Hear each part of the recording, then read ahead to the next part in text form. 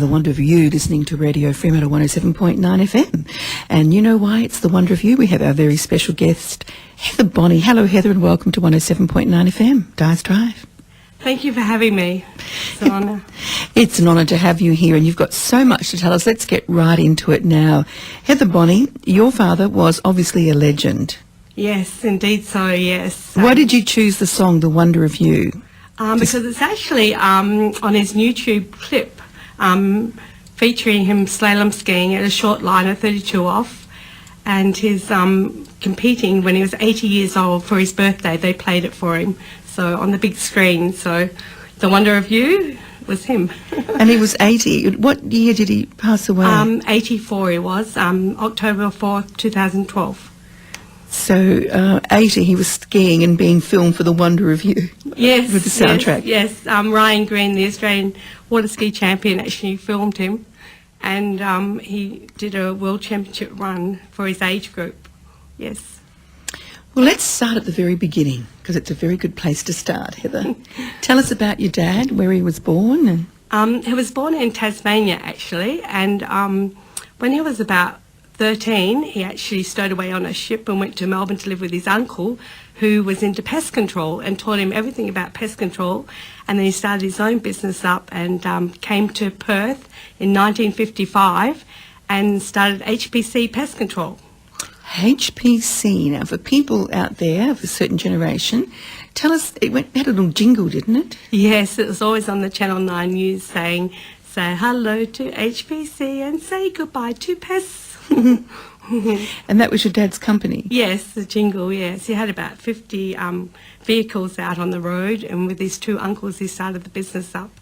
And it went till about 1985, I believe, and then he sold out, and then he decided to build the waterski park. Yes, we're going to jump ahead, but we will talk about the waterski park right now, because you're very proud of that. Tell us about the waterski park that your father, Frank.Bonney, helped to. He went to Texas and saw two design purposely man-made lakes there, and came back here and looked down in Baldivis and found some landers, swamp area, and designed it into 5 man-made lakes for competition water skiing, social skiing, and for leaseholders, and jet boat racing as well. And so what year are you talking about now that you did? 1986, I believe, was the first time he skied there when he built it. And I think it's one of the biggest water ski parks in the world. Even now? Yes, yes. Is it still going? Yes, it is, yes, with the new owners, the Sevier family, yes. So this was a dream that your dad had, but let's take us back. When did your dad, he obviously was successful with his uncles at doing the HPC pest control and doing the jingle. What made him turn to do water ski? To relax on the weekends, he decided to buy a fishing boat and cabin cruiser of all things, and saw a pair of skis and an old rope in the boat, and decided with his brother to have a go, and that was his first love of water skiing. He never went out fishing much after that, and just started it for 50 years. He kept on skiing and became the Water Ski Hall of Fame champion. Yes. Was he a young lad when he started water skiing? He was only, I say about 30 years old when he started. So that's really rather late to start yes. a new sport in life. Well done him. That's yes. pretty amazing. Yes. Very fit he was. He never drank or smoked, or he was very into health, everything, fitness, and having honey in his tea. And how did that inspire you growing up then, Heather? Well, as his daughter? I actually was born into water skiing because my mum water skied as well, although she couldn't swim an inch. So I rode on my uncle's shoulders when I was about 3 years old, and first started skiing when I was about 4. And Lake Nangara and on the Swan River. And wow. Yeah, it was just amazing. I got the bug when I was very little, so I went into my first competition when I was about 7, I think. So growing up in this obviously rather sporting family where your father had got into water skiing at the age of 30, and he had a business and of course a wife, and then you came along. Did you, at 4 years of age, did you think this is exciting? This is going to be a really big part of my life? Or did you think, I don't know about this? Or did you do it to please your dad, or did you just really take to it? It was funny actually, because a lot of my friends the same age as me. Shauna Gillette, Kerry Gillette, and a few others were down on the river skiing, and I thought, oh, this could be fun. And we used to go out together and have fun on the discs and play around the trick skis and slalom ski and doubles, and have a lot of fun together because it's a great family sport. And even Mum and I used to go out skiing together, and Dad. So it was great family fun, and I just enjoyed it. So it just progressed from there, really. And tell us, what's your father done in your life to inspire you to write this book that you've brought along today?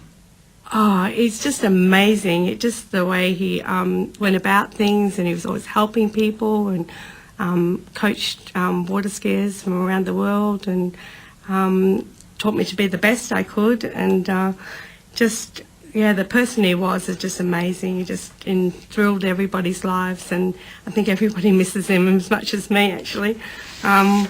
He drove the boat for 10 years in the Nationals, and it was just an inspiration to everybody. Skiing at 84 years old, I just couldn't imagine that even now. No, I can't even imagine it myself. I can't even imagine. So tell us, did he travel the world? Did he Yes, go? Would he just ski in Australia, or did he go overseas? No, in 83 he went to Sicily and competed in the World Senior Championships there, and he said it was like a mini Olympics. It was just people coming out of the houses, and it was big parade and session.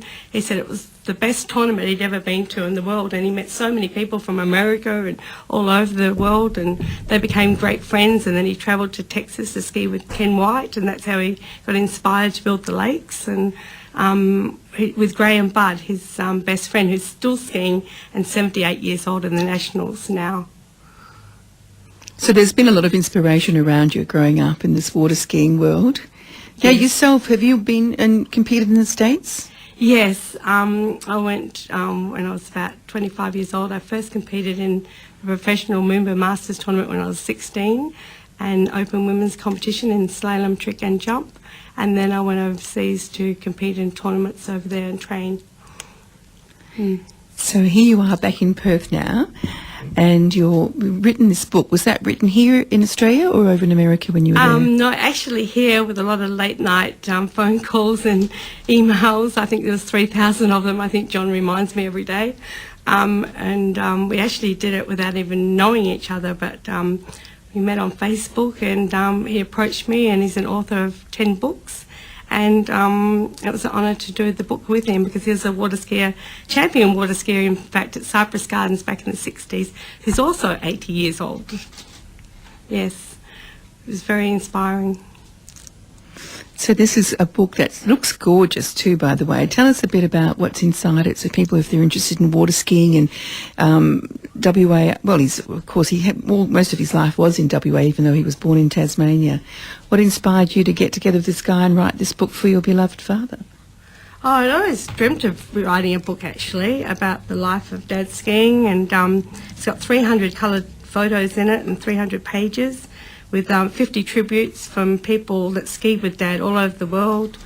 Everyone was sort of fascinated with him, the way he behaved and was out in the water. He was a champion on and off the water, a real true champion. I don't think there was anyone out there that didn't think that he was deserved a book, so I dedicated it to him with the 5 lakes as well, building that. Were you helping him to build those lakes down in Baldivis? Yes, I was overseas at the time in America skiing on the man-made lakes as well, at Jack Travis, and in Florida, and I saw how much it really improved everybody's skiing with the weather, the protection of the trees built around the lakes, and had the glassy water, and just the design of them, protection from the wind and everything was great to improve your skiing. So West Australia definitely has, and Australia have really benefited from the lakes. And they're having the Nationals there in 2017 at Easter time. Next year? Mm-hmm. Well, there you go. Yes. Well, another song you selected is The Carnival Is Over for your mum. Tell us why you selected that song to play today. Mum just loved the Seekers, and actually went and saw them the other night, and they were really great. And she just loved the song The Carnival Is Over, because the Scarborough Water Ski Show Ski days were the carnivals, Rockingham and Fremantle and Rottnest, and Lake Niagara, and on the river Crawley Bay, all over the state. They used to have the carnivals, so the water ski carnivals reminded her of that, and she just loved the skiing as well and the social aspect of it. Indeed, it was a big part of West Australian culture. Yes. Are they still having carnivals today? Yes. Peter and Andrew Jetton, the Show Ski Club, the Scarborough Ski Club days, who Dad was an honour life member of it. Yes, they travel around the world actually doing competitions, and I think the World Show Ski Nationals and World Championships is actually in Wisconsin now, over in America. So they're competing over there. They have the World Show Ski teams, yes. But do we have any here in Perth? Yes, they do, yes, down at the Burswood quite often. And I think they became national champions this year, I'm not sure, but they're very, very prominent around the world now. The Scarborough Club is still going, I believe. Fantastic. Well, here's one of your mother's favourite songs for you, your mum and everybody else who likes this song.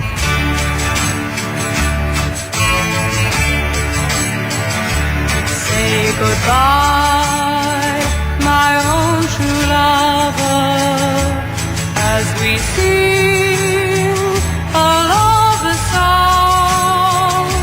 How it breaks my heart to leave you. Now the carnival is gone. High above, the dawn is waking, and my tears are falling rain.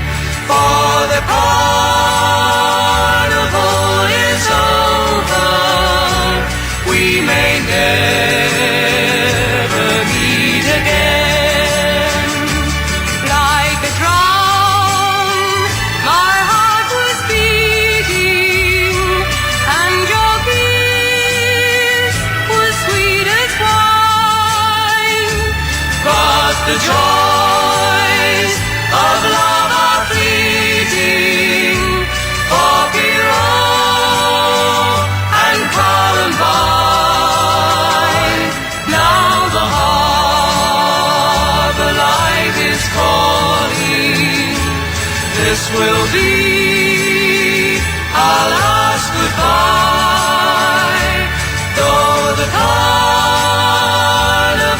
is over, I will love you till I die.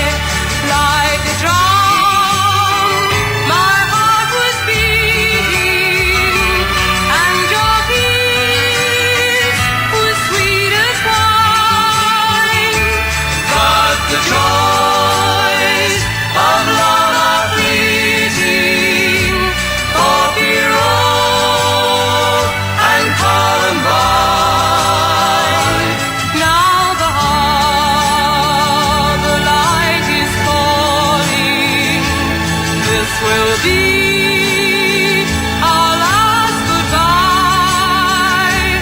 Though the carnival is over, I will love you till I die. Though the carnival is over, I will love you till I die.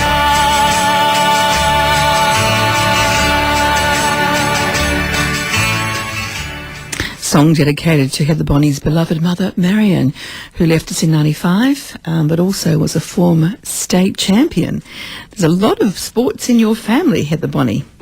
Yes, we've sort of born into the water skiing. Dad was so enthusiastic about the sport, and in the tributes they said that he was probably 24 hours a day thinking about water skiing. He just loved it. He even made the water skis in the garage and sold them as well, designed water skis. And yeah, he was just fanatical about it.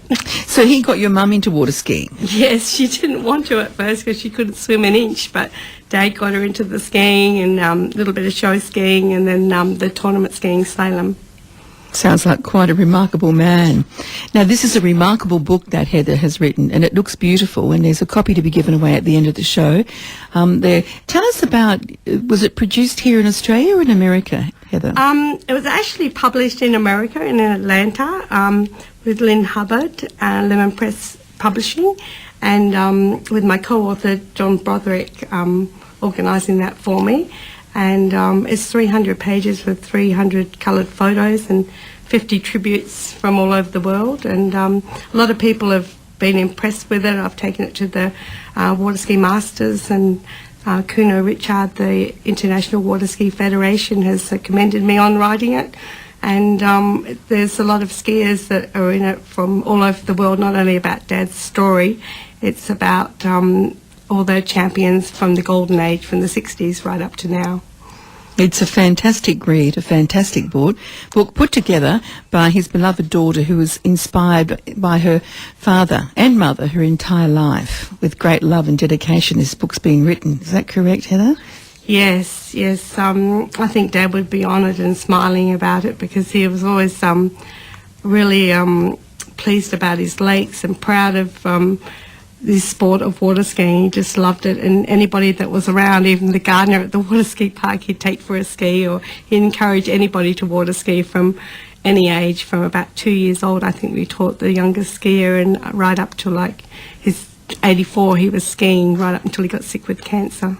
Do you still go down to the park in Beldavis? Yes, I do, yes. I regularly go down there and have a ski, yes. I've still got the Malibu boat. And do you feel his spirit around when you're there? Oh, definitely, yes. I think he's watching. Yes, we've got a big rock shrine for him down there in the corner. A lot of the skiers go and look at it and talk to him before they go out and ski and do their championship runs, and still remember him, I think, every day down there. And the new owners are very proud of him as well. Fantastic. What a beautiful, encouraging story. Now, Heather is having the book in review, but if you'd like to be a lucky winner of the book and talk to Heather, you can call us here. Radio Fremantle, of course, it's 08 if you're calling interstate, and the number is 94942100. Again, that number is 08 94942100. Heather's going to be hanging around for a while. What would you like to wrap it up with, Heather? What would you like to share with us about your dad that inspired you and still does to this day?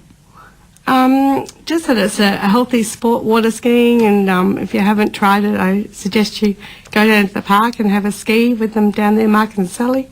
It's just a wonderful sport to get involved in, and they have regular tournaments down there, and show skiing as well down at the Burswood Watersports complex. You can contact Lisa Ray down there and get involved in the sport. It sounds like fun. Now we're going to wrap up this conversation, this interview, with Van Morrison, that choice by you, Brown Eyed Girl. Why did you choose that song to finish off the interview? Oh, I just love that song. I'm really happy when I hear that song. It's just good to dance to, and it's a great one to have. I really love it. And do you think you were Dad's Brown Eyed Girl? I think so, yes.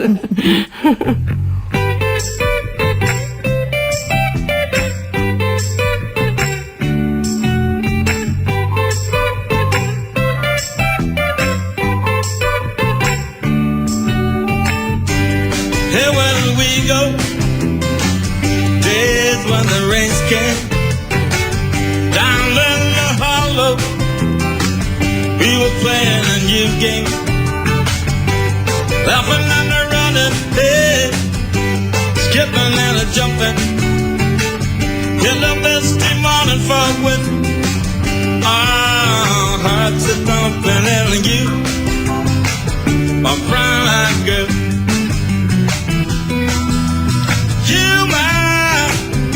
Brown-eyed girl,